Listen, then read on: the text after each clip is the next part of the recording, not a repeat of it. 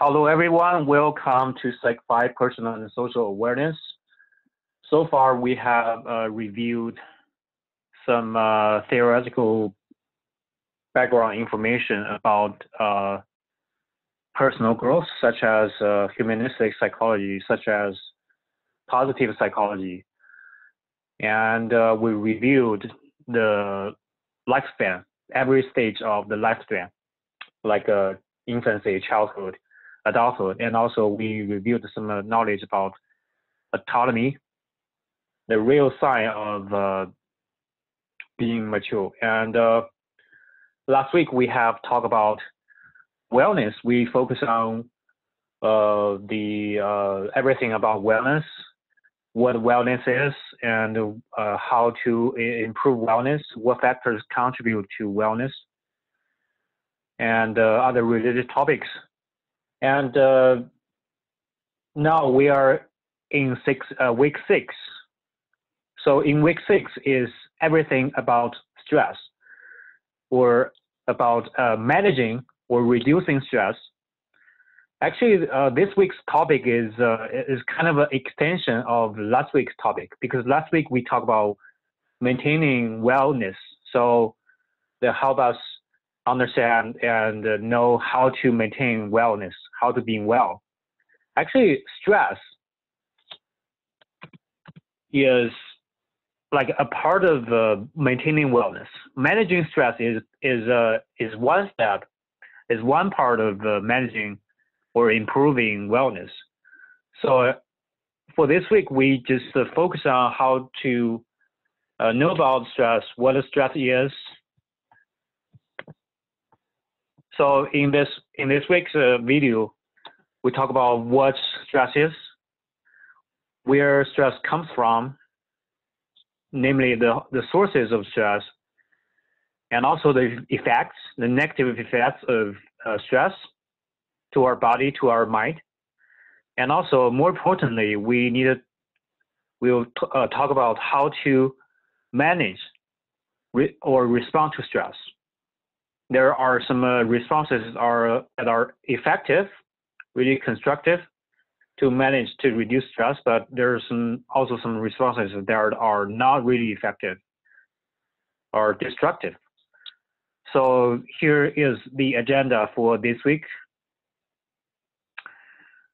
You can see everything is about stress for this week. So let's start. So first of all, we need to know what stress is and what is not. So in the textbook, the definition of stress is a event or a series of events, a couple of events that lead to strain. So strain can be the strain of the physical body, the strain of the mind, or strain of the emotions. So I would like to say more about the definition of the stress. I think that it's not the event that causes the strain in the physical body. I think the stress is something, is a product of the responses to some events in life. So some events or a particular event happens in life, and our mind, our bodies have a response to that event. And some kind of responses will cause stress.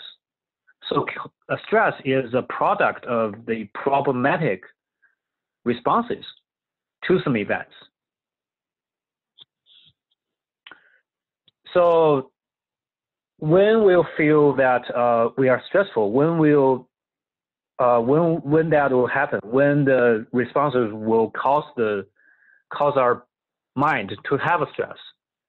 So there's a theory about how emotions happen, and I think we should have learned about emotion in Psych 1. So I just have a recap here. So when there's something happening in life, we have an emotional response. And before we even have an emotional response, we have a idea, we have a evaluation about what the event is. So there's an event, and we know the event, we perceive, oh, there's an event, and then we evaluate whether this event will threaten our well-being, because we care about our well-being, about our wellness. So we usually have a evaluation of each event, whether each event has threatened our well-being. When we think that this event threatens our well-being, we have a negative emotional response.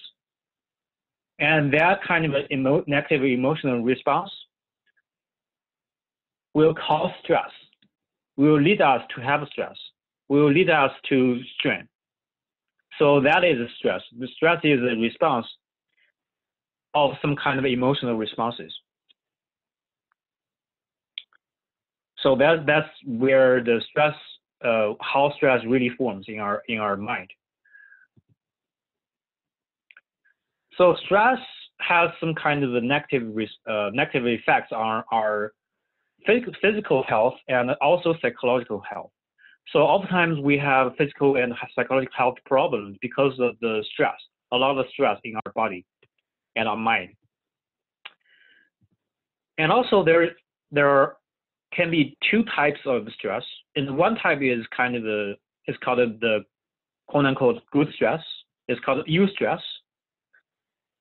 Because that kind of stress can challenges us, and so that we try more. We try even harder to find the solutions to the problems. So, for example, when a problem happens, there's an event in life which is a problem happens, and then we evaluate what this is, and we found that if the problem is not solved, it will threaten our well-being. So that I'm challenged, so that I have a emotional response to that, and there's a stress. But also this kind of emotional response, the stress can motivates me to try harder to find the solutions to that problem.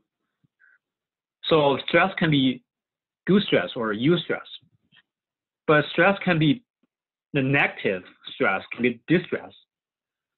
So the word distress means the bad stress or negative stress. So distress concludes the negative effects of stress. So stress can be like a double-sided sword. So it can challenge us to try harder to find the solutions, or can also the stress can bring the negative effects or distress. So this is what stress is.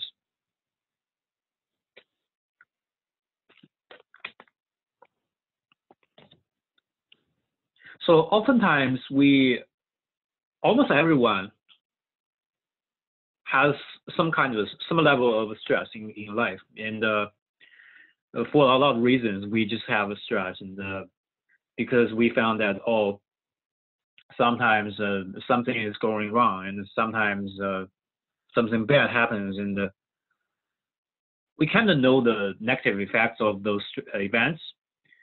And under such a situation, we evaluate the consequences, or we evaluate the events happening in our life. So we have a negative emotional response. And then we have stress accumulated in our mind and physical body. So right now, I would like to think about these two questions. So the first question is, what led you stressful in school? So you can think of any factors, any things that make you really stressful in school, in the school life, such as the deadline of the assignments, such as the difficulty of the learning materials and other stuff like social problems or peer pressures and not any other problems. You can think of any factors that make you stressful. And also, when you have the answers, you can think of what are common. What are these factors? What are the common characteristics of these factors that contribute to your stress? So now you can pause the video and think of the answers for those two questions. Okay. Now we can move on to the sources of stress. So where that the sources of stress answers questions, where does stress come from? So the stress may come from the events. It means that the sources of stress can be in the environment we are living in. So any kind of events that are frustrating or unhealthy can make us stressful. For example, in the physical environment, there can be noise, there can be pollution. For example, the noise comes from the car, comes from the highways. Sometimes people are living really close to the highway, and close on the highway, there's huge amount of noise created every day, and it's really noisy by the highway. So sometimes noise can be stressful, and also the air pollution, the water pollution, and any kind of a pollution can be really stressful also. And sometimes it's not about the physical environment. Sometimes it's about ourselves. We sometimes have unhealthy lifestyles, such as the poor sleeping habits. Sometimes I know some people, they don't go sleep at night. They go sleep in the daytime. They just stay up in the night and do their thing and play video games or study or do whatever they want to do. So you know that if we sleep and we don't sleep at night and only sleep in the daytime, is the quality of sleep is really poor, because the body really has some kind of a unique work that only happens at night. So if you don't sleep at night, something won't happen. So for example, in the night, the mind will refresh itself. So we'll remove some kind of a negative emotions, or remove some unnecessary memory, unnecessary information. So it will clean the mind. And when you wake up in the morning, you feel that your mind is refreshed, because the mind is doing the cleaning work at night. And that process only happens in the night. And also, the process of physical growth only happens at night. So if a teenager only sleep in the daytime, it's likely that they cannot have a really they cannot be really tall. They can be short, just because of the poor sleeping habit. So some unhealthy lifestyles can make us stressful also. And also in the environment, in our life, can be some events that we do not want them to happen, but they happen. Things happen in life. Traffic jams is one example of undesired events. So sometimes we want to get to the destination really quickly, but we meet the traffic jam because there are just too many cars, especially in the Los Angeles area. The traffic jams on the highway in the greater Los Angeles area is really famous across the United States. Probably all the people in the United States know that traffic in the in LA area is really bad. Especially the most famous one is the Highway 405. I don't know if you heard of that before or not. Highway 405 is a nightmare every day, and because there are too many people need to use this highway, and I remember that in 1 year there was when that was the Christmas Eve. Yeah, I don't remember exactly what day is it. It seems to be a Christmas Eve, and there's a huge traffic jam on both directions on 405. And it turned out that the people on average need to stop on the highway for like 5 to 10 hours. They just like stayed on the highway the whole night, cannot go anywhere because they literally just the cars just stopped on the highway. The highway just became a parking lot, huge parking lot, because too many cars want to go onto the highway, and so that the people cannot go, the cars cannot move. So these are undesired events that happen in our life that cause stress. And also there are some factors in the society, in the social during the social interactions. There are some societal factors.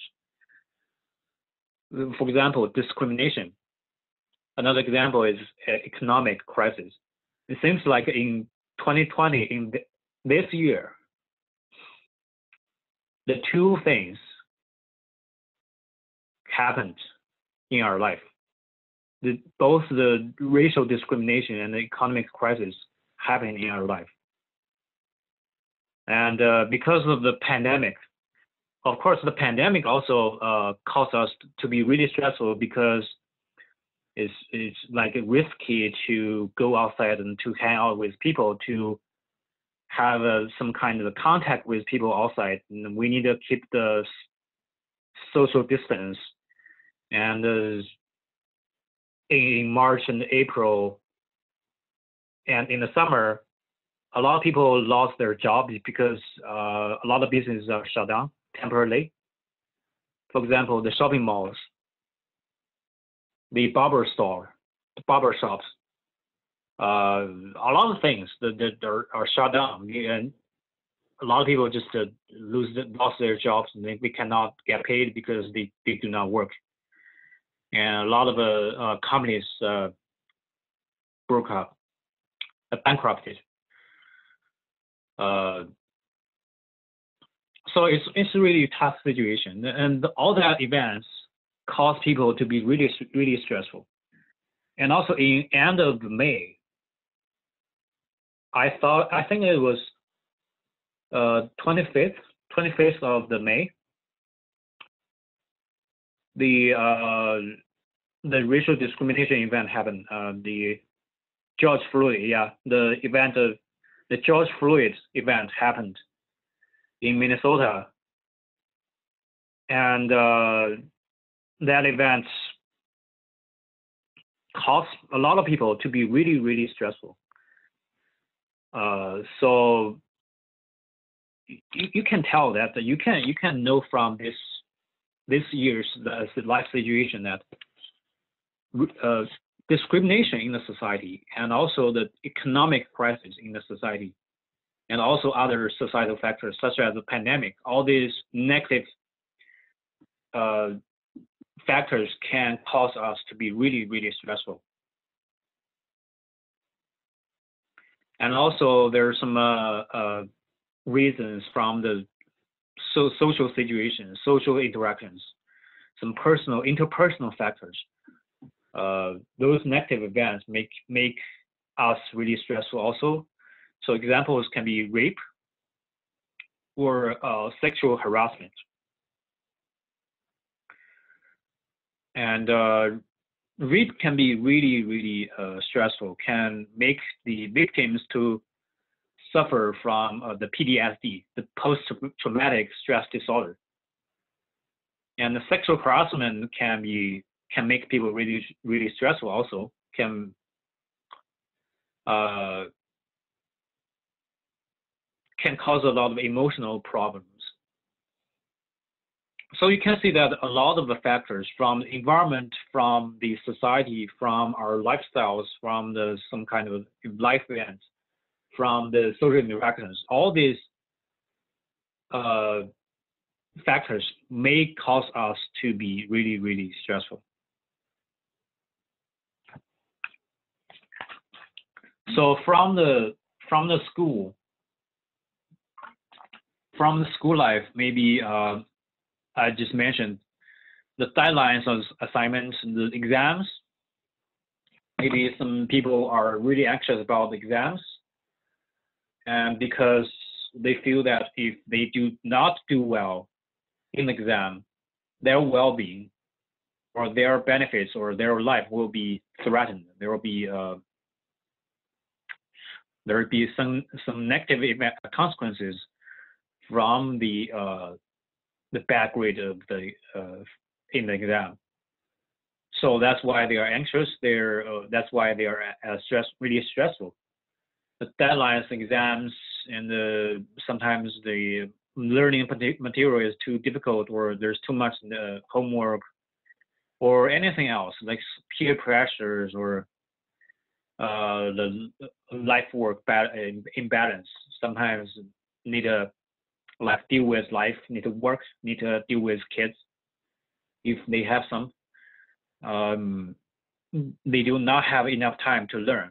I heard of a lot of story about that too. Some of my students had kids to take care of and had housework to do, and especially this year, and it's really destructive to study at home. You know that everybody is studying and working at home, and sometimes there are kids, there are other people talking at home, and a lot of noises and a lot of things distract them. And I heard of that also this year. So that's the environmental part. So the stress can come from the environment, from the outside of our mind.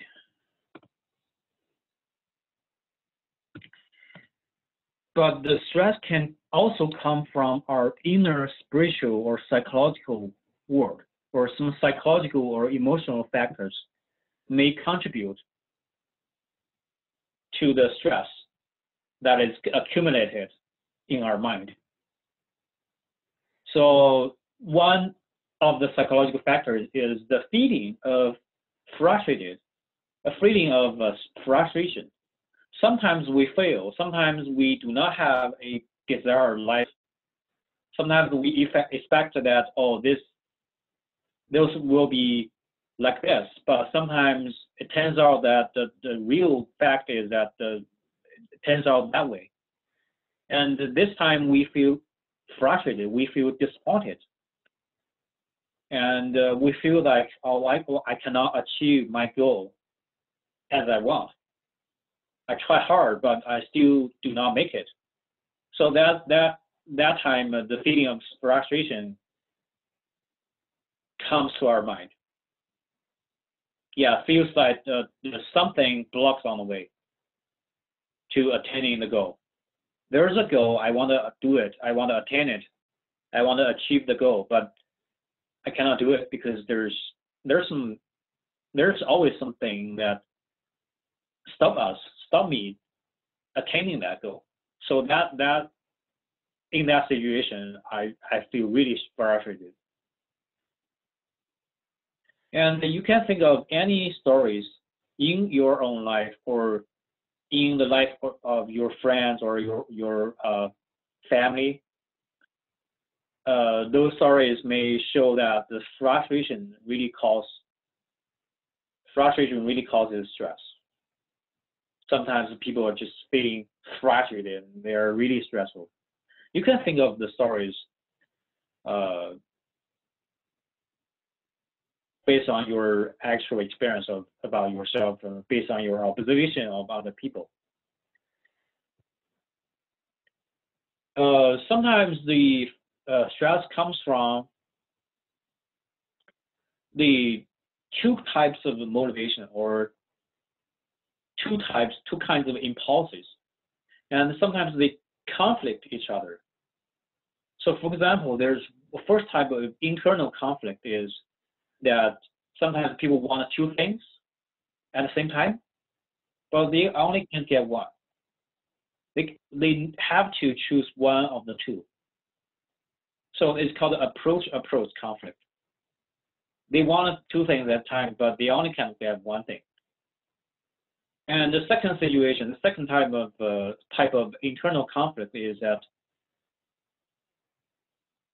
they want neither of the two negative things, but they have to get one.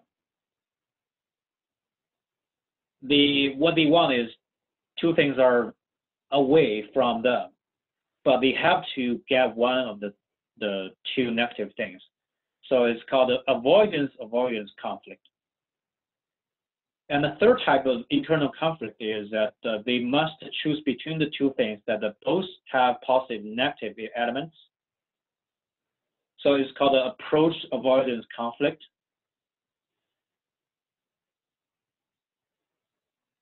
For example, at night, I want to go outside and have a dinner in a restaurant, but at the same time, I only can go to one restaurant and have a dinner.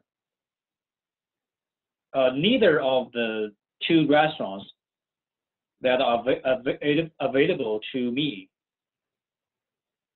are perfect.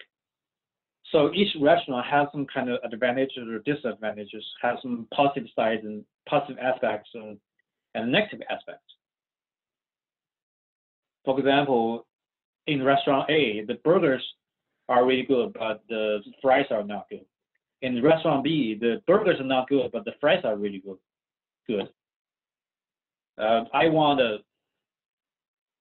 So you need to choose one. I want the burgers and the fries are both good, but the two options available to me do not have that availability. I need to choose one of the two options. Then each of the options has some kind of positive factor, but also has some kind of negative factors. So this is called approach avoidance conflict.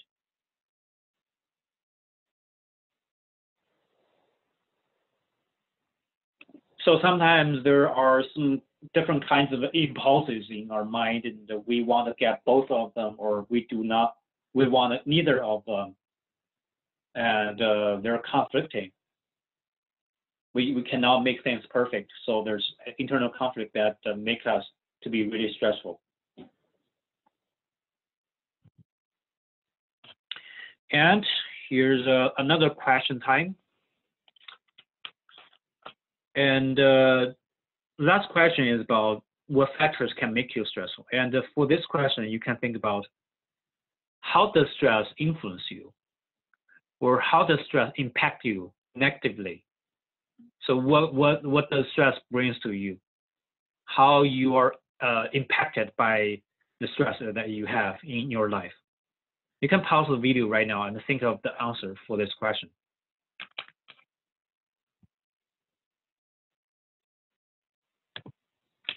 Okay, so let's move on. So let's talk about the effects of stress. Actually, stress. When we have stress, we have some biological change or physiological change in our body, in our physical body. Specifically, when we have stress or when we feel threatened in life, there's something happening in our life. We feel we have an evaluation for that event, and we decide to believe that we are threatened, or we are going to be threatened by this negative event.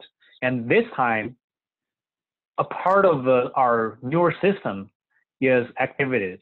This part of a neural system is called a parasympathetic neural system. When that part of the neural system is activated, there will be a physiological response. It's called a fight or flight response. So I can write down the when there is the threat, the parasympathetic system is a part of the neural system is activated. So when this system is activated, there will be fight or flight response.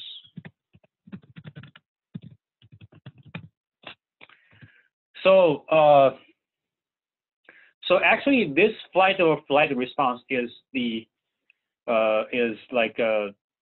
help us to get our bodies ready to respond to the stress in life. So why it's called fight or flight response? Because when we have that response, we are ready to fight with the threat or run away or flight from the threat. So we need to have a response quickly. We either deal with it, that negative event or that threat, or we run away from that threat. So fight or flight response is really good response to some physical threat. For example, we in the wild world, in the nature, if we suddenly meet a tiger or lion or some kind of dangerous animal like a wolf, we need to have a quick response, because that kind of risky or dangerous animal is going to hunt us, is going to damage us. So we need to have a quick response. We need to fight with that animal, or we run away from the animal. So at this moment, our physical body need to be ready. So there will be some kind of physical changes, like there will be more power in our muscles.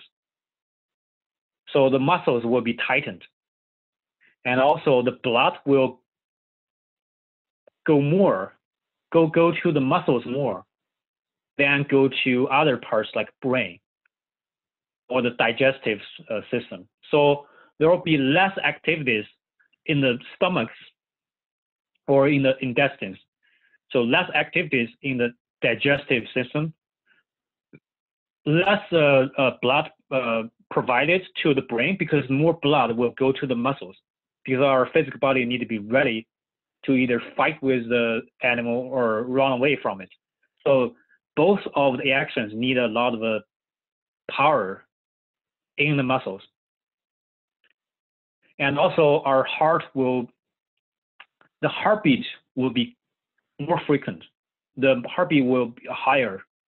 So it means that our heart will beat more quickly, faster. And also there will be other kind of physiological responses that adjust our bodies to be ready to respond to the physical threats, such as a lion or a tiger that we meet. So actually, fight or flight response is really adapted response, adapted phenomenon that our ancestors have to adapt to the physical world. But in the modern world, oftentimes we do not have to face the physical threats. So we will not meet the dangerous animals suddenly on the street or in our cars or at our home. So more likely, the threats that we face today or more social, or more psychological. Sometimes we fail at some kind of test, like assignments, or fail at the exams.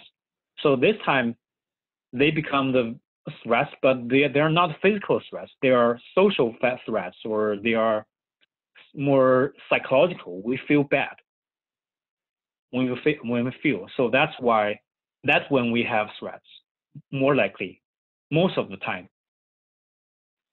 So you can see that the fight or flight response is not real adapted. It's not a well adaptive response to the social or psychological threat, but it's a good response to the physical threat. So that's why sometimes effects of stress become really negative, because sometimes we do not need to have the higher heartbeat. We do not need to get ready our muscles. We do not need less blood provision to the digestive system or the brain. So sometimes when we face a threat in our life, we need to have more blood in our brain, because we need to have more power in the brain to think of the solutions to that problem. But this time, when we are stressful, there will be less blood in the brain, so we have less capacity to think about some complex problems. But instead, we have more strength in our muscles. But sometimes muscles are not useful to face some kind of stress, such as the failure in the final exam, for example.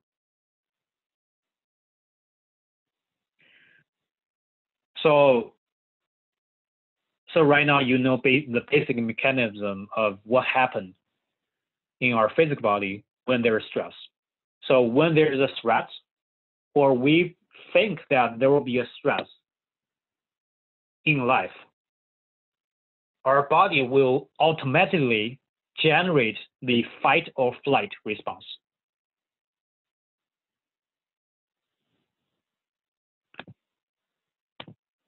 So what happened when there is a lot of fight or flight response? What will happen?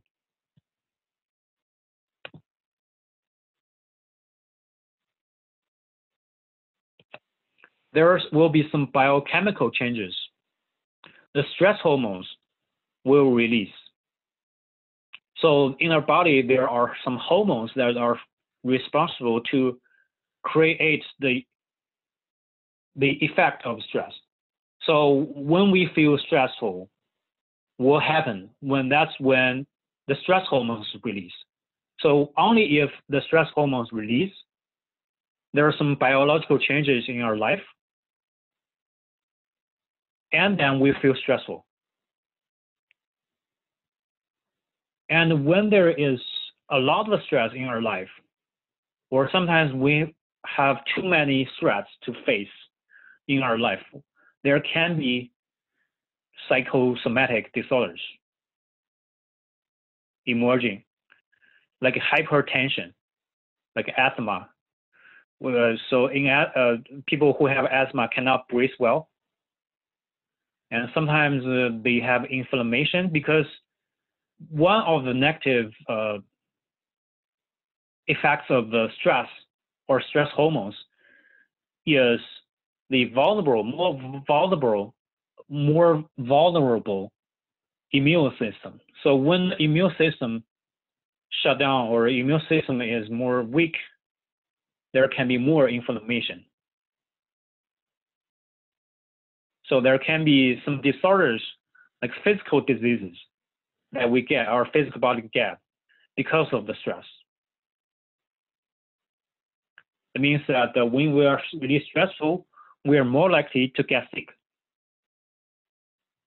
And there are some kind of physical illness, such as cardiovascular disease, because when people are stressful, the heartbeat is really high. The heart is beating really, really quickly. So in the long run, when there is a lot of stress in life, oftentimes this person's heart is beating really quickly. It's likely that this person will suffer from the cardiovascular disease. And also some other physical illness can be there too, like cancer, like headaches, because there's too much tension in our mind, in our brain. So there can be headaches. And also, probably the textbook does not mention, there can be shorter life because of the stress. So when we are really, really stressful in our entire life, we may have a shorter life. And also there can be more biochemical changes in our life, in our physical body. So right now here's a video for more understanding about the negative effects about stress. So let's watch the video right now.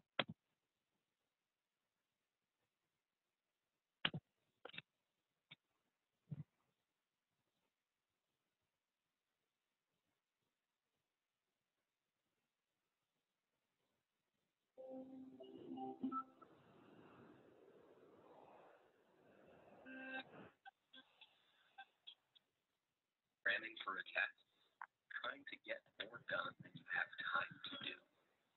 Stress is a feeling we all experience when we are challenged or overwhelmed. But more than just an emotion, stress is a hardwired physical response that travels throughout your entire body.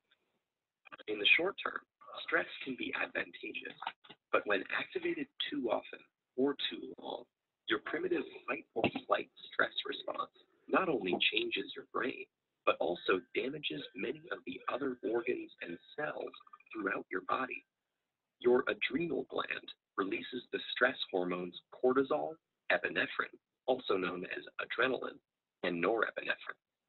As these hormones travel through your bloodstream, they easily reach your blood vessels and heart. Adrenaline causes your heart to beat faster and raises your blood pressure, over time causing hypertension.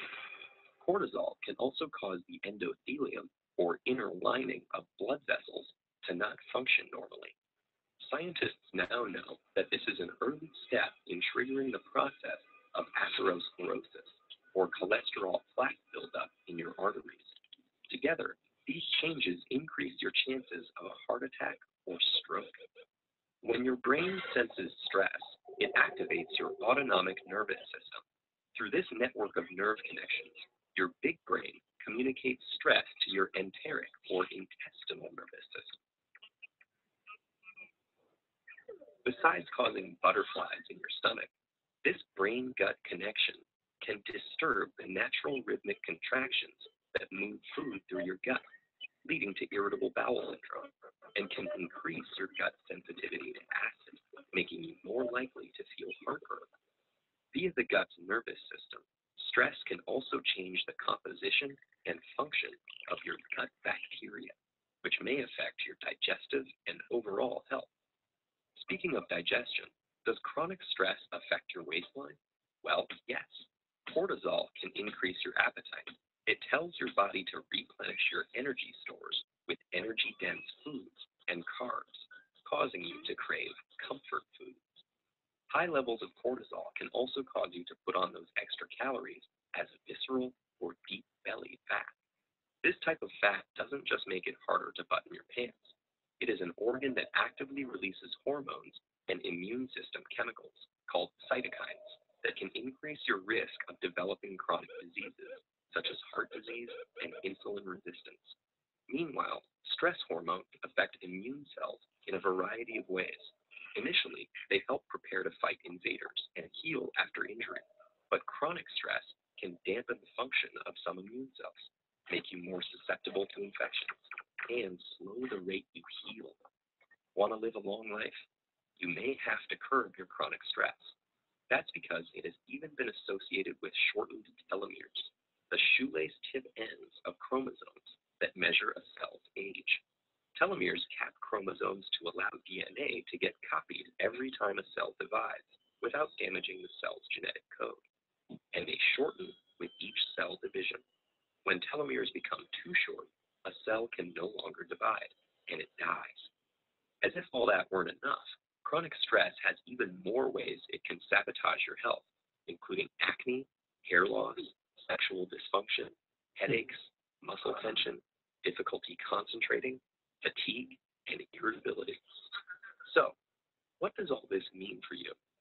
Your life will always be filled with stressful situations, but what matters to your brain and entire body is how you respond to that stress.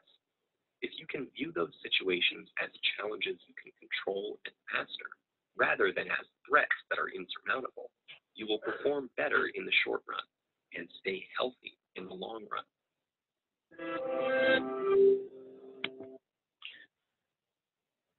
Yeah, from this video we can see what happens in our life when there is stress. There will be a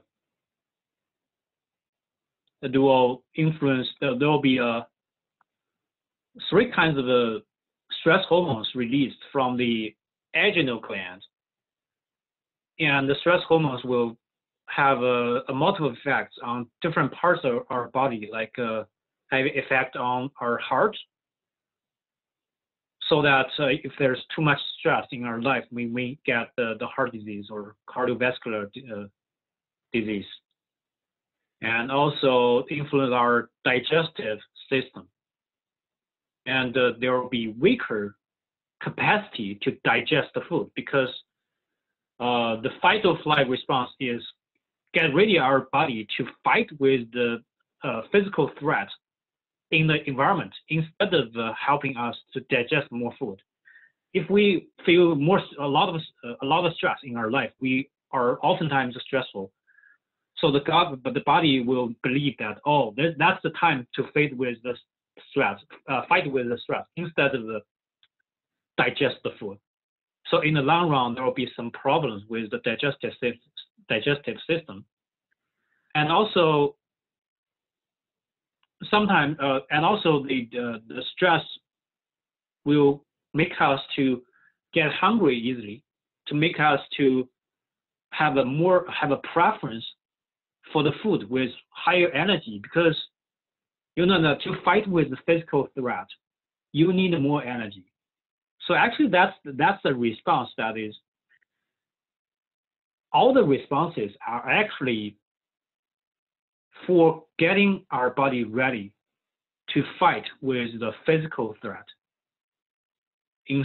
including weaken the digestive system, increasing the heartbeat, and having a preference for the high energy food. So that also explains sometimes people are stressful and they eat a lot, and they like ice creams, or they like a high energy food like hamburgers or fries. They have a stronger preference for those kind of food, and they get obesity. They get more and more obese. Turns out that.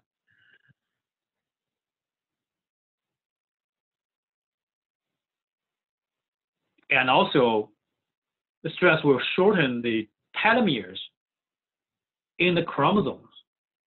So you know that the chromosomes are the chemicals that contain our DNA. And when we grow, when we have continue our life, the cells will be divided into more cells. So this time the chromosomes will be copied, and one chromosome will be copied into two chromosomes. But the tips on the four ends of the chromosome, the telomeres, they do not copy. So when the one chromosome is copied into two chromosomes, the telomeres are not copied to two sets of the telomeres. They're just shortened. And it means that the amount of telomeres are fixed. There are no more telomeres in the chromosomes. So when every time the chromosome is divided into two chromosomes, you can imagine that the telomeres will be shortened to the half, to its original half.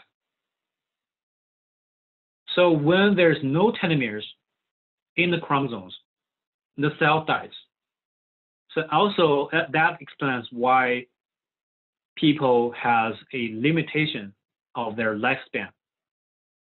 That's why people can die when they are too old, because there are almost no telomeres on their chromosomes. So when they're stressed, they will damage the telomeres. Means that when the chromosome is not divided into two chromosomes, the telomeres will be shortened by the stress. So we can have a life shorter. We can have a shorter life because of the stress. So we can have a difficulty concentrating because we have less resource to consume in our brain. So that's why we are thinking capacity, or our capacity to focus on one thing, can be damaged. So let's go to next part.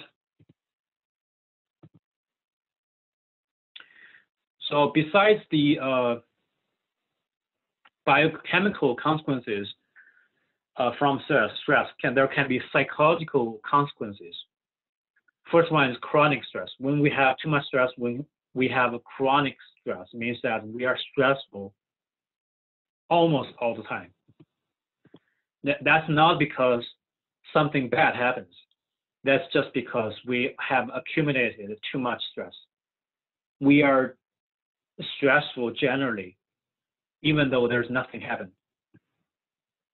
And anxiety is one psychological consequence, because people are worrying, what if something is going bad? What if they fail the exam? What if they fail the test? Or what if there's something bad in the life happened, they cannot deal with it? There's a lot of anxiety attached to these negative events and attached to stress when they think that they are threatened by the negative events. And also the long-term stress can cause people to have burnout. So burnout is a little bit different from stress. You can understand it as a chronic stress. It's a state of physical, emotional, intellectual, and spiritual exhaustion. So a lot of resources are exhausted in our mind or in our body because of the burnout. So there are some characteristics of burnout. So one is chronic fatigue. It's a kind of physical exhaustion. So oftentimes we feel tired. I feel really tired. I always feel tired, no matter when, no matter what I do.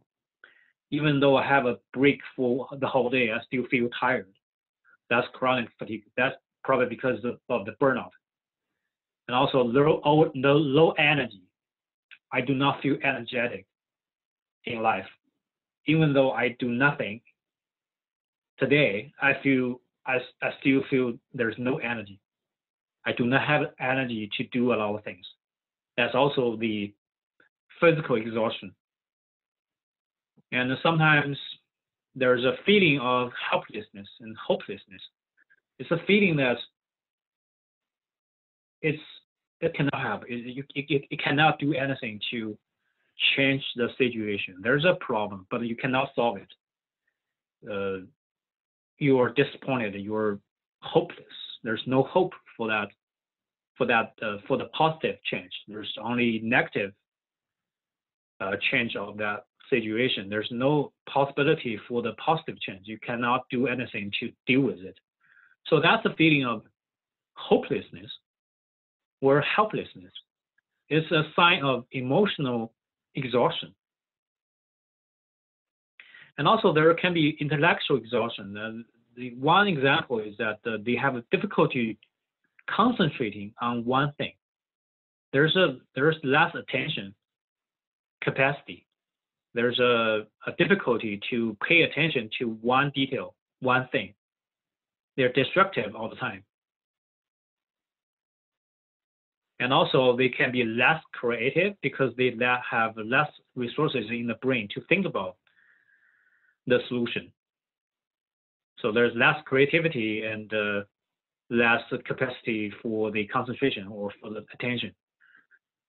And also other intellectual exhaustion may happen. So that's the symptoms of burnout. So burnout comes from the accumulation of stress for a long time. It must happen when there's too much stress for too long time. When there's only one time of stress, it will not lead to burnout. But in somebody's life, there's too much stress every day, and in the long run, this person can get burnout. And he or she just feel exhausted. No matter its emotion, they do not have the emotion to deal with the life, and there's weakness and there's a fatigue in the physical body. They're too tired. He or she is too tired, or psychologically, intellectually, there's no intellectual capacity to deal with life, or they feel really hopeless.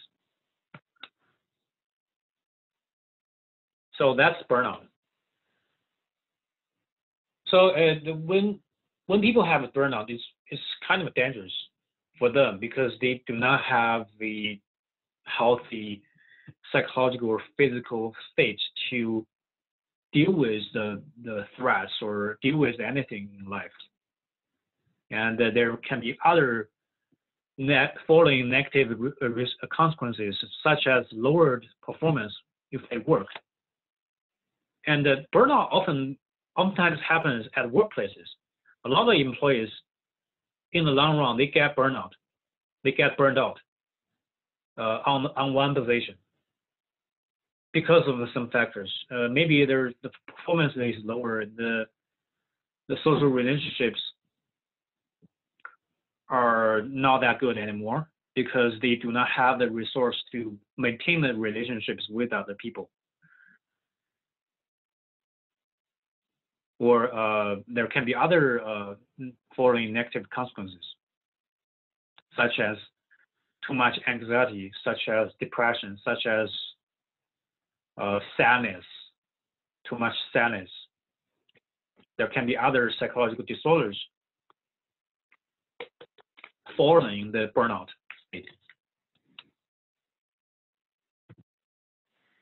Yeah, another psychological consequence of stress is PTSD, or post-traumatic stress disorder.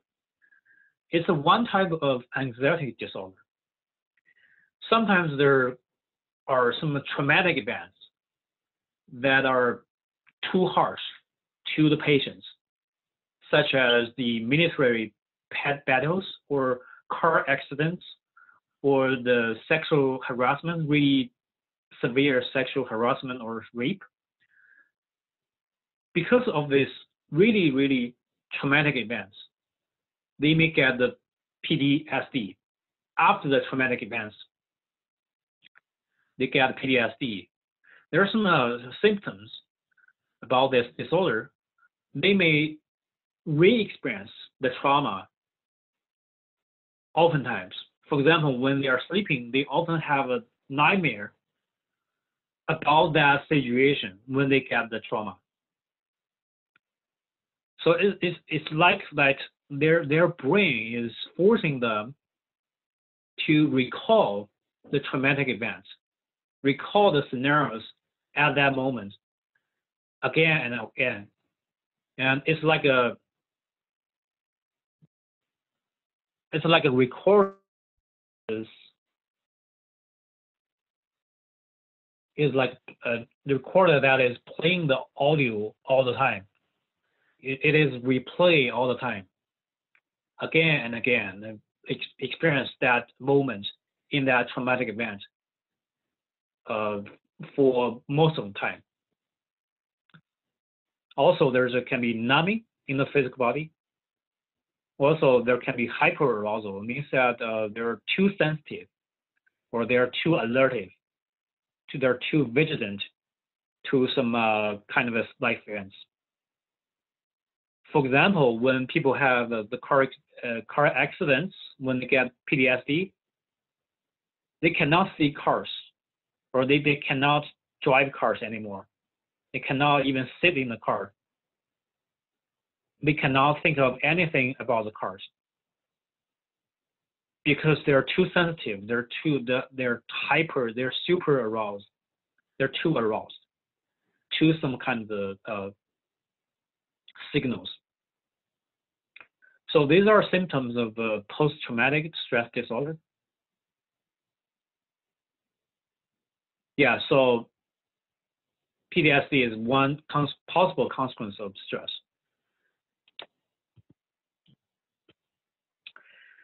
And next, we have know about the negative effects of stress on our physical body and our psychological world, on our mind.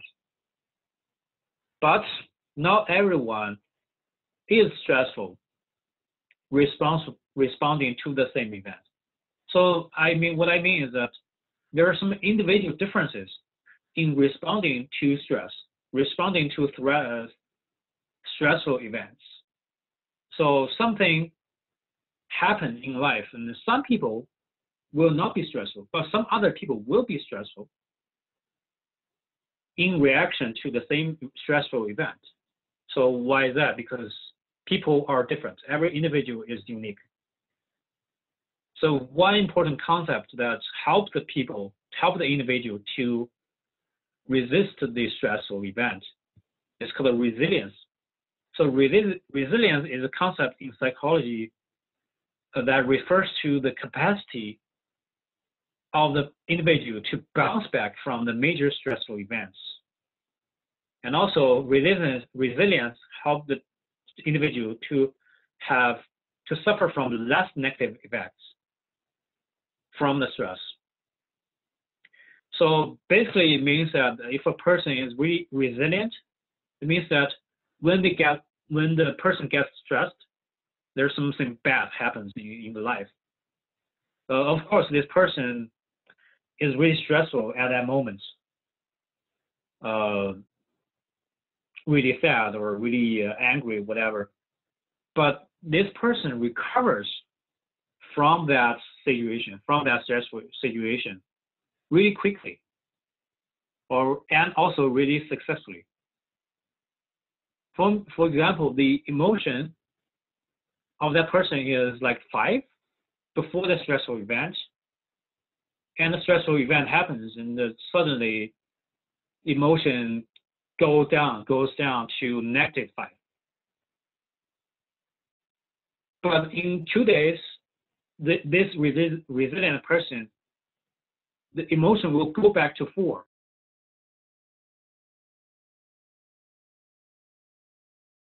Bounce back from the negative state or negative stress event really, really quickly. That's the capacity or ability for one person. And also after that stressful event, there will be less negative effect.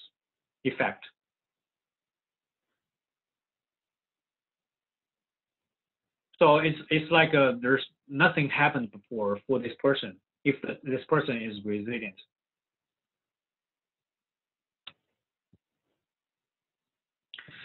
And the next question is why some people are resilient and some people are not resilient. So there's a individual characteristic that contributes to people's resilience. It's called hardiness. And some people are hardy and they are more resilient. And some people are less hardy, they are less resilient. So what does hardiness mean? Who are hardy people? So there are 3 major features or characteristics of hardy people. So first, the hardy people like challenges. The challenges can be threats right? So something is too difficult, and something is dangerous in the environment. Something is like really challenging in our life. They can be threats, but they more likely to perceive this threats as challenges, and they see the challenges as the opportunities to grow instead of seeing them as the threats. So the threats can damage our life, but challenges can make us to have a chance to grow. So with the challenges, we grow because the challenges stimulate our ability.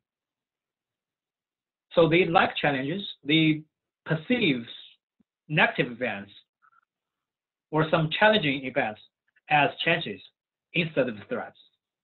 That's the first characteristic of hardiness. And the second characteristic of hardy people is that they have a strong sense of commitment. They really want to achieve some goals. So they really commit to the goals.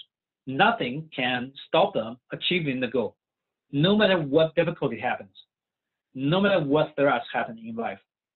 They just do whatever they can do to achieve the goal. So they have a really strong commitment to the goal. So there will be a zest for life. And the third characteristic is that they have a internal locus of control. So it's a psychological term for a cognitive stage that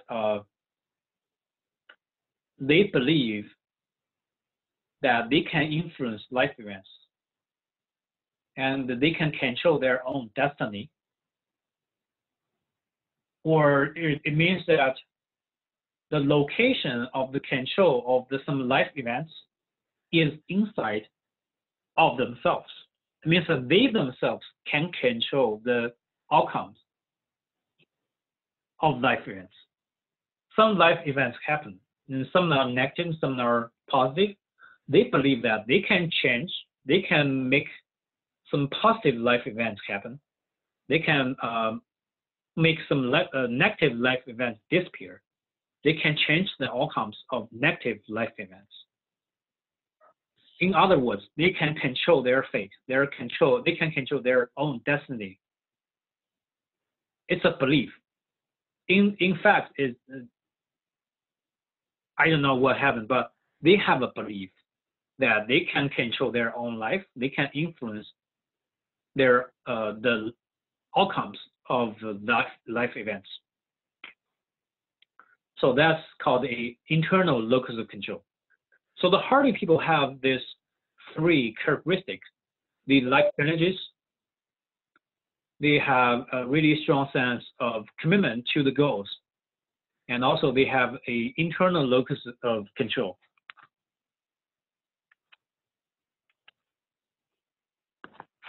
That's how they become hardy. That's how they become really resilient. That's how they can bounce back quickly from the stressful events. And also there are less negative following events after the stress, after the bouncing back. So why I talk a lot about this, about resilience and hardiness, because with this knowledge, you can evaluate your own life. You can evaluate your own state of mind. You can see whether you're resilient or not. At least you have a notion of what resilience is. You can train yourself to be more resilient so that you can resist more. You have a more capacity to resist the stress. And also you can be more hardy with the intentional effort. So you can see that hardy people have a different kind of mindset. They like the challenges. They more like to perceive something as chances instead of threats. And also they are really committed to the goals.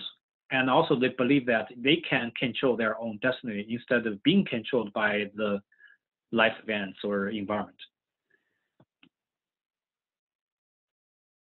Okay, so let's go to the next part. Here's another question for you. How do you respond to the stress in life? So when you have stress, how do you respond to that? How do you make effort to reduce stress in life? You can pause the video right now and think of the answer for this question.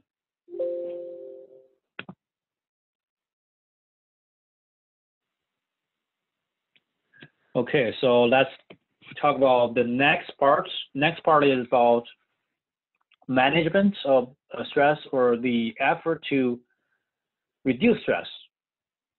So first of all, let's talk about some responses or some effort that do not work to reduce stress. So there's a list of not working responses. So first one, sometimes people distort their perceptions about things. Sometimes there are threats in life, but they intentionally change the perceptions. So their perceptions are not accurate anymore. They distort the perceptions. For example, there's a lion in front of this person, and this person distorts the perception. Oh, there's no lion, or this lion is not dangerous. This lion is like friendly to humans. It's just not the case. It's not true. So sometimes they think that they cannot change the situation, so they change their own perceptions to reduce the stress. But it's not a right way to go. And sometimes they lie to themselves. They do not want to accept the fact. So they lie to themselves. So they have a wrong knowledge about the real life situation. That does not help to reduce stress either. And sometimes they do not want to face the fact. They do not want to face the real life. So they drink too much, or they take drugs, because alcohol and drugs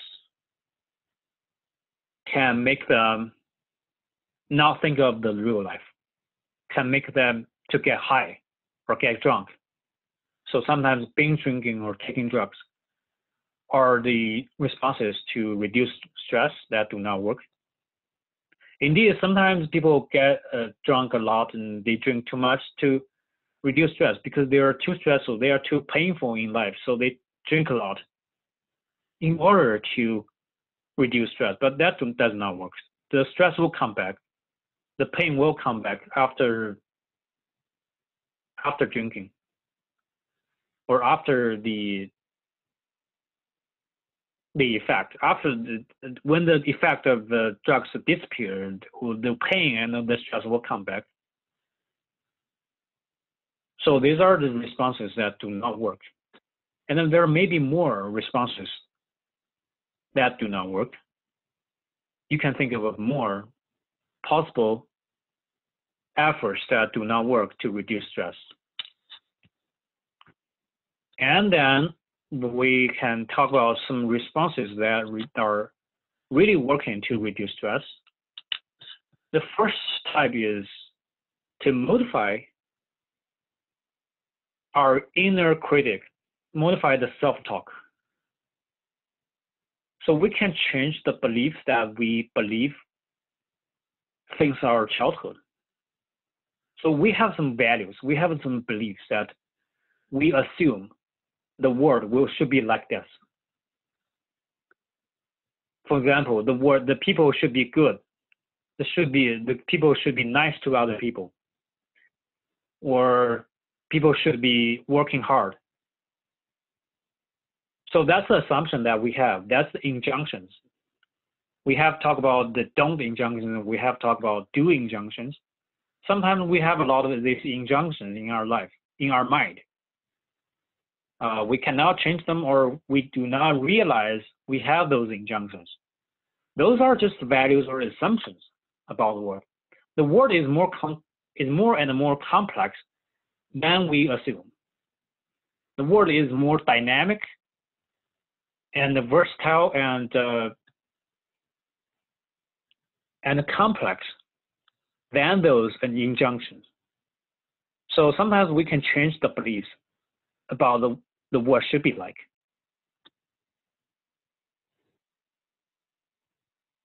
And sometimes we have some irrational beliefs and we can change them.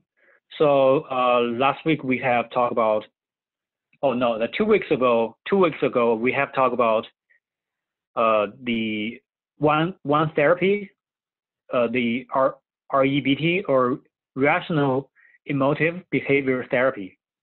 So we can use the principles in the REBT to change our irrational beliefs. So in that lecture, we gave an example about Sally's irrational belief. Sally was abandoned by her parents in childhood, and Sally believed that that's her mistake. That's her responsibility to be abandoned by her parents. But the fact is that that's her parents' responsibility to abandon her. She doesn't have any responsibility for that traumatic life event. So that we can use REBT to cut off the connection between the life event and the irrational or wrong beliefs. So for Sally, we can change mention Sally that, oh, your belief about who is responsible for this abandonment is wrong. So identify those irrational beliefs and change them. So that's why to reduce the stress. So you can imagine that if Sally has that kind of belief that she's responsible for being abandoned by her parents, she will be stressful when she grows up all the time.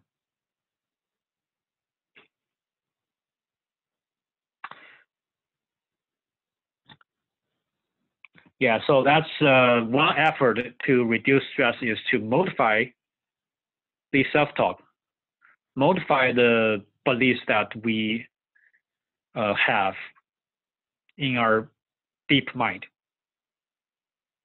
those injunctions and some kind of inner critic. And another effort to reduce stress is a better management, a time management. So sometimes stress comes from the inefficient use of time, such as procrastination or doing too many things at once. Sometimes we procrastinate too much. We spend too less time doing one thing earlier, and then we found that, oh, the deadline is approaching. The deadline is tomorrow, but I haven't done too much of this task. What I can do, well, I just like spend time to do the right now, stay up in the night. That makes people to be really stressful because of the procrastination. And sometimes they do a lot of things at once, and they really want to do these things quickly as possible. That's not really good use of time either. So sometimes there's poor use of time, so that there will be stress. And from the textbook, there are some suggestions to manage time more efficiently. So first of all, you need to have a direction. So you need to guide your effort to a certain direction. So to know the direction, you need to have the goals or the long-term goals. You need to know your long-term goals. What do you want to achieve in the future? And then based on the long-term goals, you can plan the steps.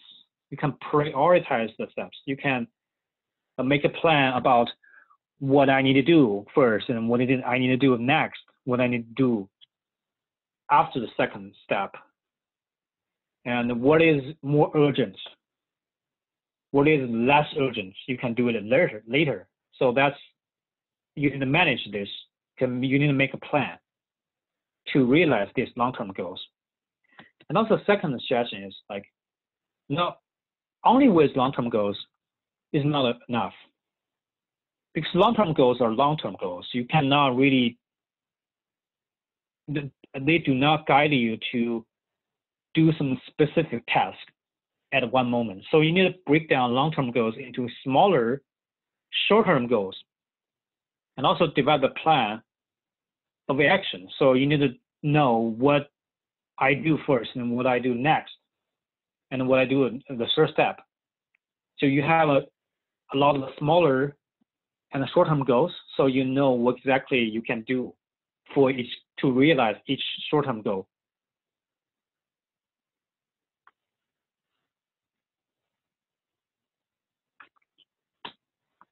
So, for example, this course is actually help you to have the long-term goal, have long-term goals, and have short-term goals. So in the first class, we have talked about syllabus, and we have talked about learning objectives or the course objectives. So those course objectives are the long-term goals for the class. Like we understand some kind of theoretical, psychological theories, some theoretical foundations. We learn some skills to improve our wellness or promote our growth, personal growth. But these objectives are too broad. These are long-term goals, the final goal for this course. Those goals give us a general direction, but what we can do to realize these goals. So we need to go to each week to see what happened in each week. So for example, this week is about management, is about the stress management. So we talk about everything about stress. We talk about what stress is, what causes stress, what are the effects of the stress, how to respond to stress. So these are short-term and smaller goals. So you can know what to do, what to learn for this week. So actually the long-term goals are broken down into like smaller goals for each week. And also the third suggestion to manage time is to be realistic. So you need to have, you have the limitation. You have the upper limit of your ability, of your capacity. So you need to be realistic to make a plan of action. You need to make sure that your plan is more is realistic enough that so that you can do it. And to realize these long-term goals and to implement the plan, you can create a schedule, such as the daily planner. So in the planner, you write down what you do for each day and what you do for each week. For example, for this class, you can plan, I read a textbook on Monday. I watch the lecture video on Tuesday. I do the assignments on Wednesday. So that's a possible plan, possible schedule for the class. And the next suggestion is that if it's too difficult, you can get help from others. You can get resources from others. So you have a better chance to realize the goal. Otherwise, you just stuck there. You're stuck in somewhere in the middle, and you cannot move on. That wastes time. And the next session is like you can have fun when you work. So you can enjoy the process of working instead of just thinking about, I need to get this done. It may become really painful to think that way, but instead you can think, let's just have some fun when I work. And also you can concentrate on doing one thing at a time. So it's better to allocate your attention to just one place, one thing, instead of allocate your attention to different things. That does not really help. It sounds like, oh, it's more efficient to use the time. You take less time because you do the different things at the same time, you use less time. But oftentimes it takes longer because neither of these tasks is done well if you do this task, do many tasks at the same time. So it's better to like concentrate on one task at a time. So it takes less time to finish every task. Generally you take less time to finish all the tasks.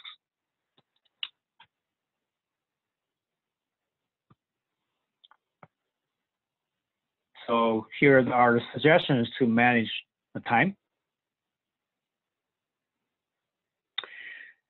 And besides the time management, besides the changing the beliefs, changing the assumptions about the world, about yourself, you can also do some practices to relax. Sometimes the muscles there's too much tension in the muscles. There's too much tension in the blood vessels in the brain because of the fight or flight response. So you need to have a relaxation to change the state of the body to go back to normal emotional state. So one thing is called a deep relaxation. That's the practice to breathe, actually, because breathing can control the negative emotions. So as I just mentioned a few weeks ago, if we have a lot of negative emotions, we cannot have a regular breathe. If we can breathe well, the negative emotions will go away because the breathing can calm the body. So the regular breathing can make the body go back to the emotion of calmness. And also, we can relax the muscles. If the muscles are not relaxed, we can do something to relax the muscle. So it will reduce the stress also. So the instructions are on the page 170 and 171. Let's say it now. So now in front of the video, you can open the book to page 170. So there are some there's a guidance of deep relaxation on the end, on the bottom of the page.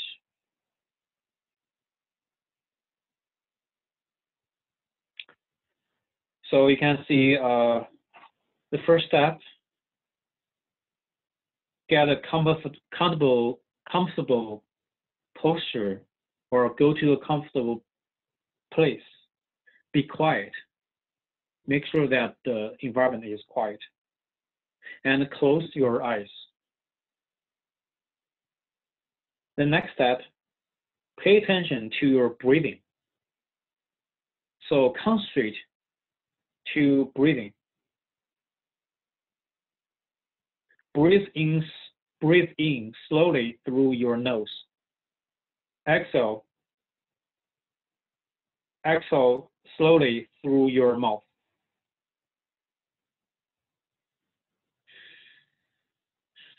Yeah, you can focus on breathing.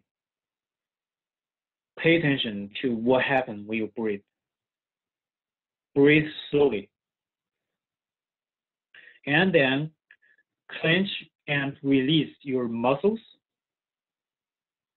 So pay attention to your muscles and release your muscles. And tense and relax each part of your body 2 or more times. Clench while inhaling. Release while exhaling.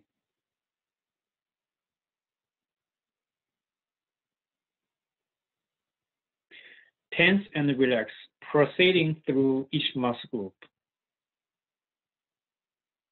So you can pause the video and do the exercise right now, or you can do it later and continue the lecture. And another practice that can reduce stress is called meditation.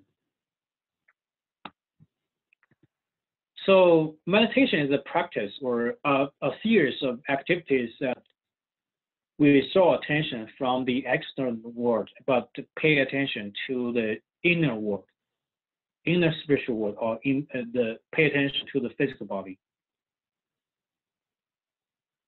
And also in meditation, the thoughts about the future and the past are reduced because we focus on our mind and physical body right here, right now. And also the meditation creates a state of relaxation, a deep state of relaxation in a short period of time, so that it can eliminate the mental distractions and relax the physical body. So meditation can be in many forms. There can be many types of meditation, but the overall general principle is that you need to withdraw the attention from the external world. So you are not paying attention to anything else instead of your own body and your own mind. And also, you do not think about what will happen in the future. You do not really think about what has happened in the past. You do not think about the memories, the past memories. You do not deal with that, and you do not think about what may happen in the future. So you just focus on your physical body or your mind right now. So it actually is a practice to manage your attention, and also it's the benefit is that the body can get relaxed. So there are some effects of meditation. There can be less physical and psychological fatigue because the body gets relaxed. And also there's higher awareness because you allocate your attention to the present moment, to right now, to the body itself, so that you're more aware of your body, and then you're more aware of what happens right now. And also better concentration and memory because you train your concentration to focus on one part only, and then gradually you can have a better concentration and also memory, and there can be more patience, and also you can be more empathy for others, and there's less stress-related units. So this can be long-term effects of meditation. If you meditate regularly, every day or every week, and in long run, these can be these can be the positive effects of meditation. So there is one type of meditation recommended in the textbook. You can try that meditation, and also you can find other kinds of meditation from other places or online.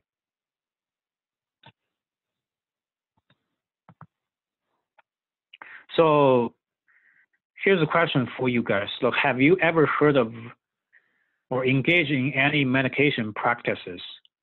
And what are they like? So you can think of any like meditation practices that you engaged or heard of. You can describe them by yourselves.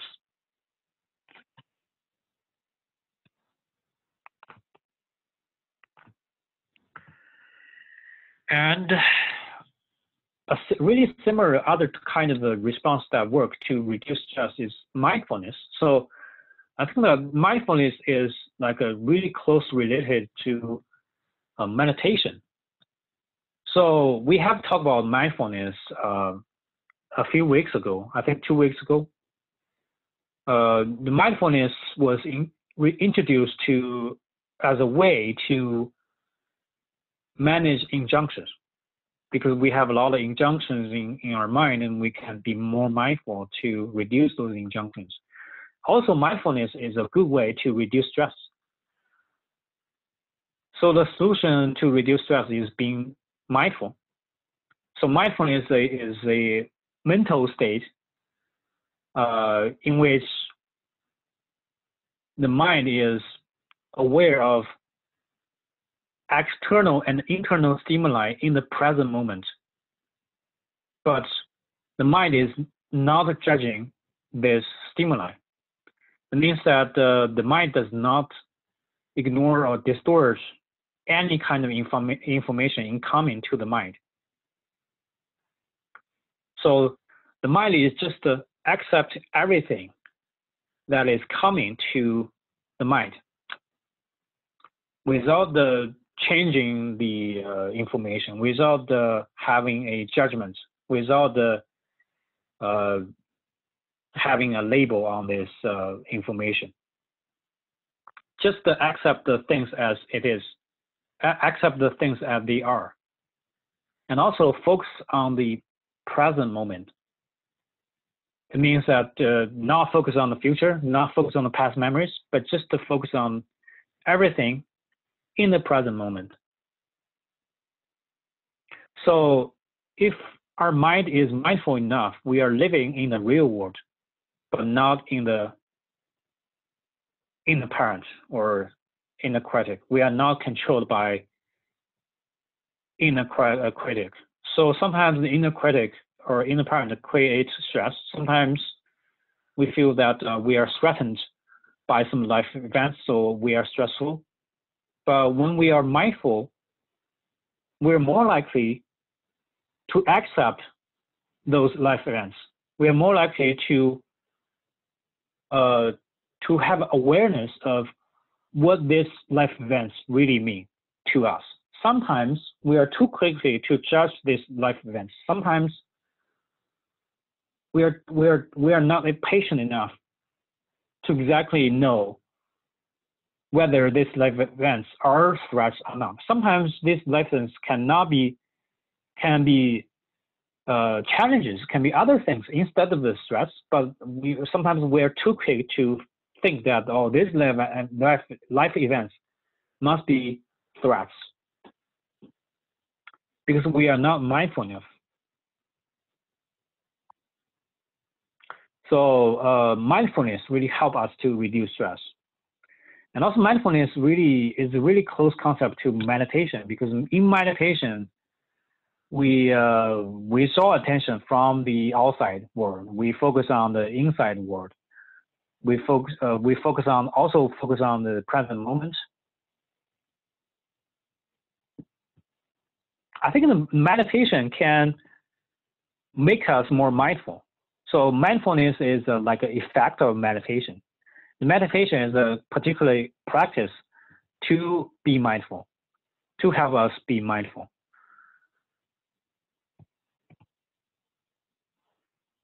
Yeah, so similar to meditation, mindfulness can clear the mind and calm the body, relax the body. So there are some basic principles to be mindful.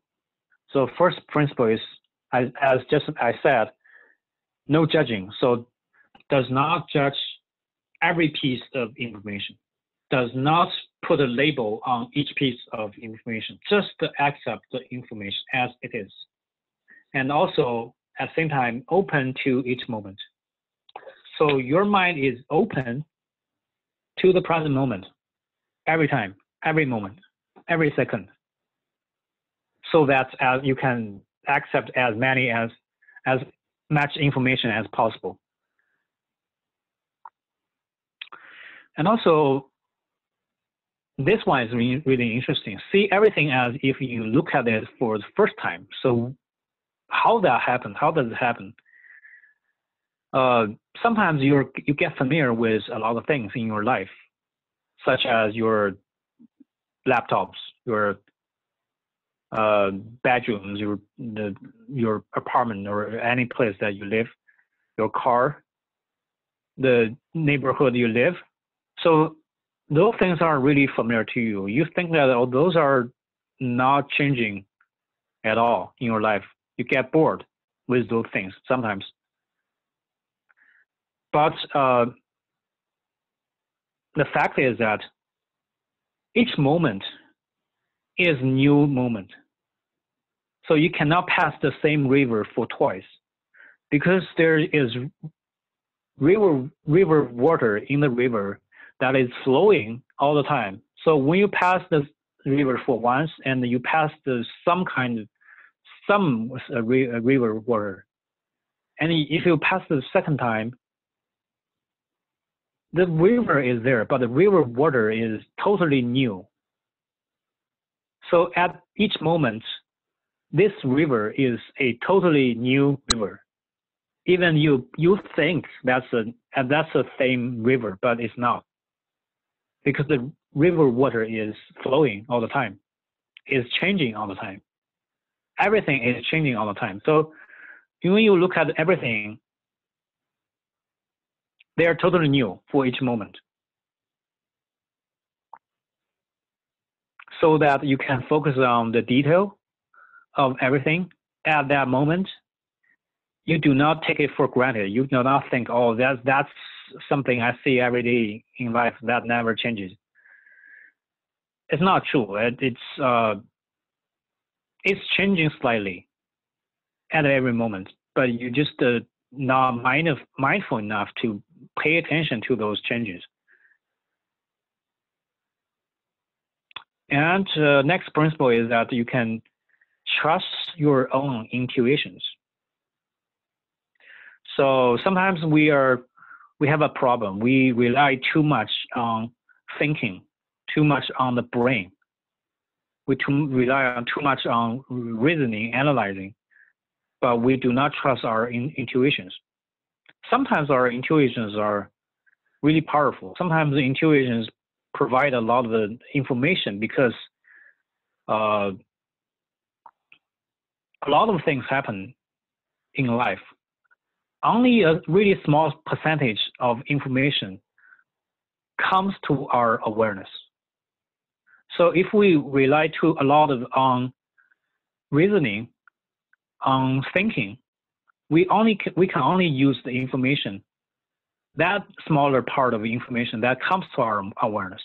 But if we trust intuitions, because intuitions come from a large amount of information coming to our mind, sometimes we are not aware of those amount of information, but our brain actually saves those information, but we are not aware of that. And our brain is working on those information and form intuitions. So it's like our mind is like, our brain is like a machine to process big data. You can use that metaphor to understand. There's too much data coming into our brain, but our brain, our awareness, the awareness parts, our brain only gets like a 5% of the original amount of data, like a small data. So we only rely on small data to think, to get solutions. But our brain can actually use those big data to form intuitions. So intuitions come from the big data. So the brain processes big data and get intuitions. Sometimes we can trust intuitions so that we get almost full amounts of information. And the next principle is to accept everything, just not resist everything that we receive, just accept them. And also let go of any thoughts. Some thoughts occur in your mind, and those thoughts just let them go. Let them go, and not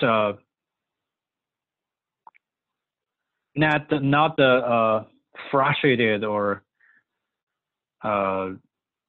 grasp those thoughts and think about them too oftentimes. And some thoughts occur to your mind, and some thoughts disappear.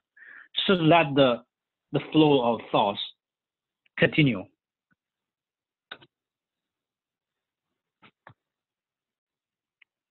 So right now, here is a meditation practice that helps us to be mindful.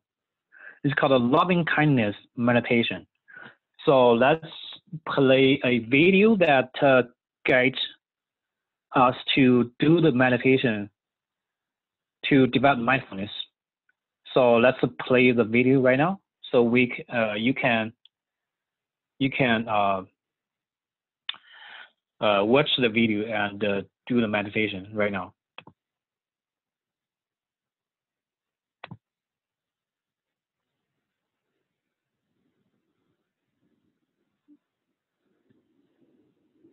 Allow yourself to get comfortable. Relax your shoulders. Relax your eyes. Relax your jaw. You can be seated or lying down for this meditation. Today we'll be exploring metta, or loving kindness.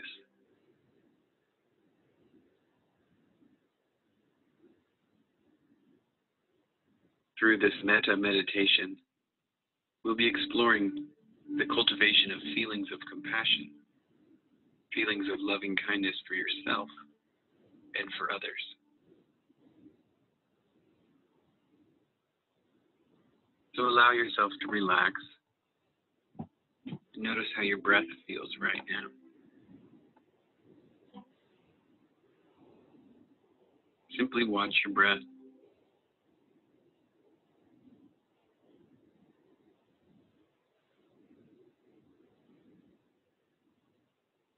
Notice the texture of your breathing.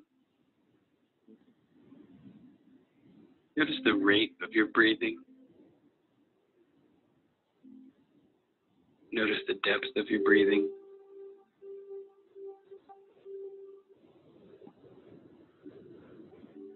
There's no need to change it.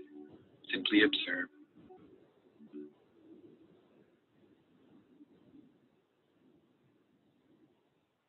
And bring your awareness to your chest, to your heart.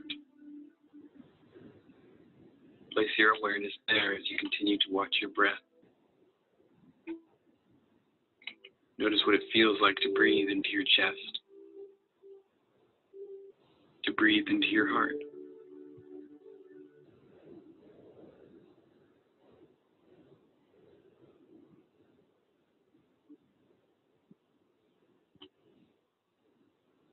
Simply place all of your awareness right there in the center of your chest.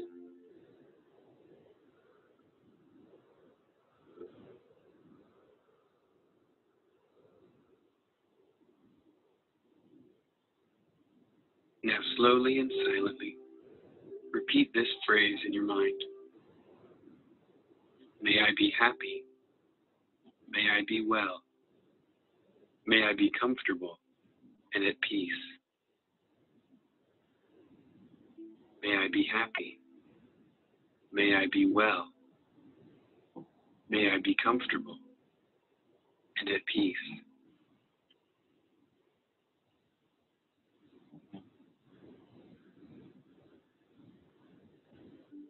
Continue to repeat these words in your mind, in your heart.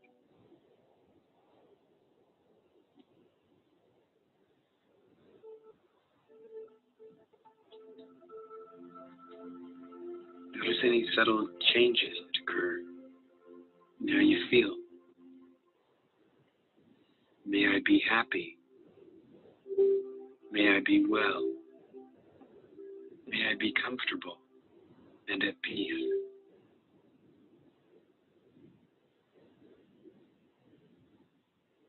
Continue to breathe into your heart.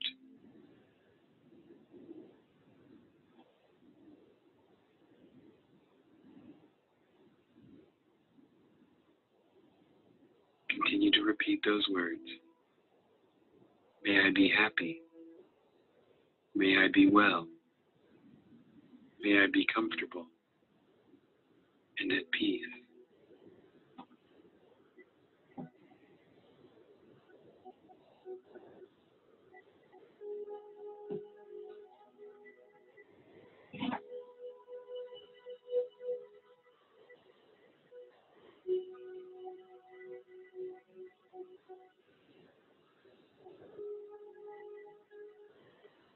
Now bring into your awareness a person who you love dearly.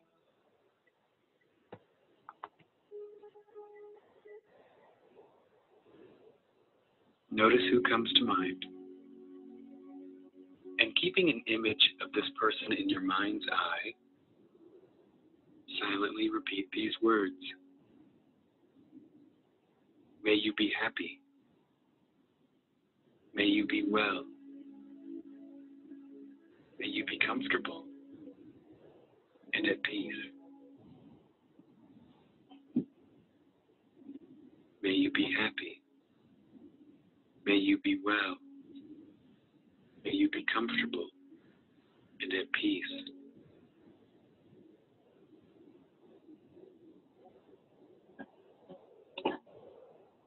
May you be happy. May you be well. May you be comfortable and at peace.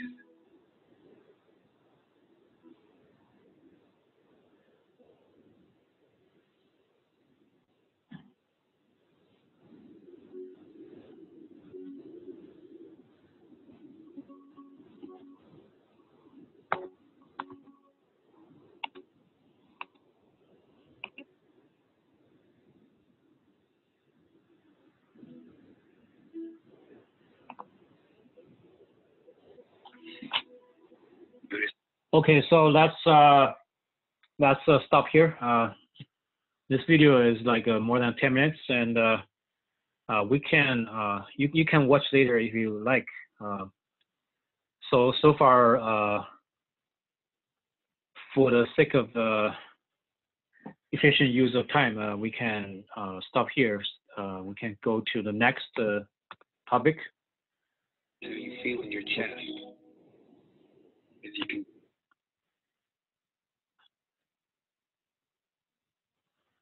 Okay, so next practice that can reduce stress is called yoga. So I think that we somehow have a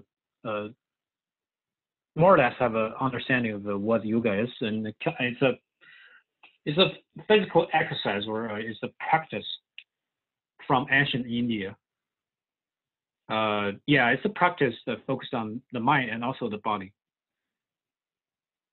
So there are a lot of kinds of yoga, and the general characteristic is that people use the mind just to focus on the body movement to create a specific posture or a body position. So you can see people who are doing yoga, they maintain a unique body posture or maintain a unique body position, and just stay there for a very long time, and also their mind focus on that body posture. There are two important principles while doing yoga. So the first principle is called a non-attachment. People need to aware that the body is constantly changing. it's not the something that is fixed. It's dynamic. The body is dynamic. It's constantly changing. There's a tiny changes at each moment. Yeah, and another principle is non-violence. So while doing the yoga, the person is not violent to the self or to others. So that's a non-violence principle. So I'm not really familiar with yoga, and I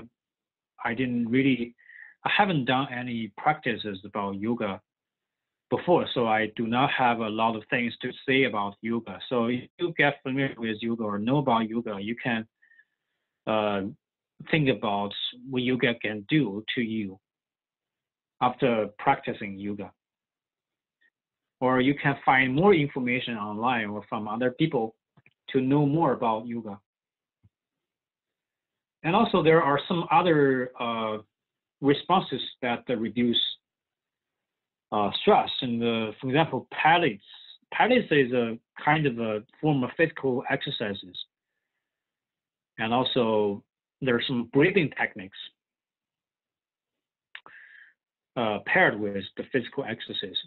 So it was invented by the Professor Pilates in 20th century, and helps reduce stress too. And also another type is from a part of a kind of a martial art, Tai Chi. It was characterized by some gentle and flowing movements of the body with a deep rhythmic breathing. So the pictures on the second piece on the right, here's a picture about people doing Tai Chi. So the Tai Chi is different from other type of martial arts. So other types of martial arts, they focus on they let the body to be really fast, to be very intense, to be to focus on the like the practical side of, like the goal of other types of martial art is to attack other people. That's the original purpose of martial art, and then later becomes a kind of exercise. But Tai Chi is a really unique type of martial art, that is because they look really slow, and the movements are really slow and really gentle. But the movements are really like smoothly flowing. So it's really interesting. So Tai Chi also help people to reduce stress, and also can have a massage that let other people to help you to have a massage. So the touch, the physical touch, can release the tension, can relax the muscles, can increase blood flow and other positive effects on the body. So that's why massage can reduce stress. So you can see all these practices, including pilates, Tai Chi, massage, and yoga, and even meditation, mindfulness practices. All these are some of the parts of these practices are about movements or about the training of the body. And also another part of these practices are mostly about, most of these practices are also about breathing. So make you have a certain pattern of breathing so that you can go back to the normal emotional state. So there are the changing of the body, there's a relaxation of the body, there's a particular training on the breathing. And also there can be other elements like the concentration to the specific thing, like to the concentration to the breathing, for example, concentration to the body. or concentration to the inner spiritual world. So these kind of exercises have some common characteristics. And also, a final example of the response to reduce the stress is acupuncture. So it's not like focus on breathing or focus on relaxing the body with some kind of movement. It's like a medical therapy that cures some diseases. Come from the traditional Chinese medicine philosophy, medical philosophy. So the purpose is that's the way it works. So the theory is that there's a system in the body. It's called a Jingluo. It's like a system of canals in the body. But this system of canals is not discovered by the modern science yet. But in the philosophy of Chinese medicine philosophy, traditional Chinese medicine philosophy, there is a system of canals, really complex system that composed of different kinds of canals in the body. And somehow these canals are blocked by something. So there need be a action to remove the blockages in the system, in the canals. And in the canals, there is something called qi, are flowing in the canal. So that's why our body is working well, because qi is flowing in those canals in this system. But there's some blockages that block the qi flowing. So that's why we get diseases, we get stress, we get some psychological disorders. So we use acupuncture, some like tiny needles, to do some acupuncture to remove the blockages in the Jingluo system, so that the qi can flow better.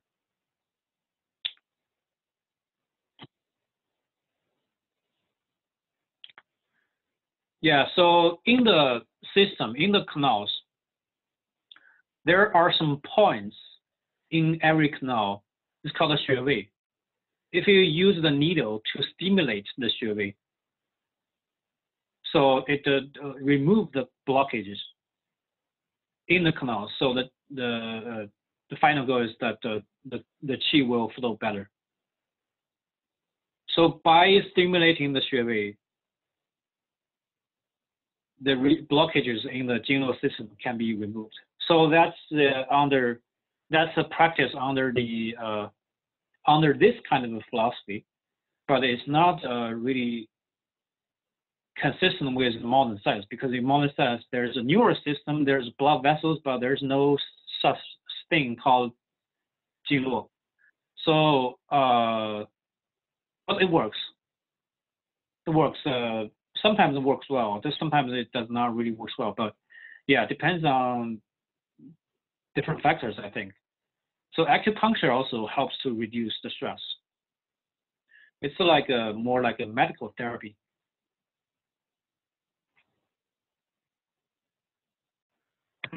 Okay, so this is the end of the lecture for this week.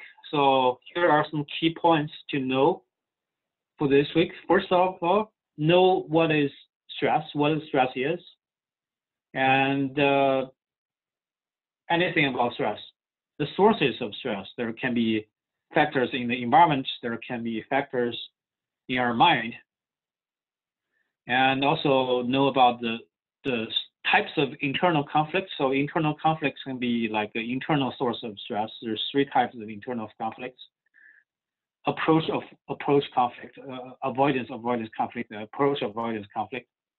And also know about the effect of stress. So why there are negative consequences of the stress, because the stress will create the fight or flight response. Know about fight or flight response. Know some consequences of the stress, like some physical diseases like heart diseases or cardiovascular diseases or obesity, and also some digestive problems, and also burnouts, anxiety. These are psychological consequences of stress. And burnout, know about burnout, and also know about resilience and hardiness. So these are the things that differentiate different people. That explains why some people can resist stress more, and some people cannot resist stress. And also know about the solutions or responses that work to reduce stress. One of it is time management. So know about the suggestions to manage the time. And also other suggestions like meditation and mindfulness. So we have talked about meditation and mindfulness using a lot of time, and make sure that you know about these two concepts.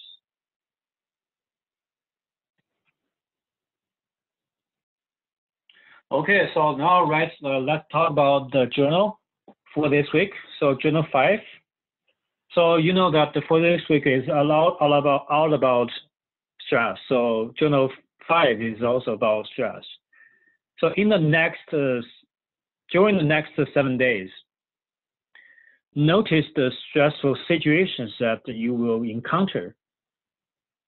So there's some stressful situations you may encounter in the next 7 days, during the next 7 days. And you notice them and try to use the methods that we learned from the lecture to cope with the stress, to reduce the stress. So there are different kinds of introduction of different kinds of methods like meditation, being mindful, or deep relaxation, or pilates, or other kinds of methods. So you use those methods to reduce the stress. So in the journal, choose one of the stressful situations and answer these 4 questions. The first question is to what degree was the situation stressful because of your thoughts and beliefs and assumptions about events. So this question is about your beliefs or injunctions. So what percentage or what degree your thoughts, beliefs, and assumptions contribute to this stressful situation, to the stress that you have. And the second question is that are there any factors in the environment and any environmental factors that lead to this stressful situation? And what are they? You can talk about in the journal. And the third question is about the consequence of the stress. How are you affected by the stress? And the last question is, what strategies, what methods do you use to reduce stress? Are they effective? So that's why you need 7 days to experience the strategies to reduce stress. So please note that this journal will be due on October 3rd. It's not due this weekend, but it's due next weekend. So you have at most 2 weeks to do this journal, to finish this assignment. You have 1 extra week to write this journal. So make sure you know that you have 7 days to discover the stressful situation, answer the questions, and use the strategy that you have to deal with the stress. You have plenty of time. You have at most 2 weeks. Okay, so yeah, here are the rubrics for Journal 5. So answering question 1 is 2 points. Answering to question 2 is 1 point. Answering question 3 is 3 points. And answering question 4 is 3 points.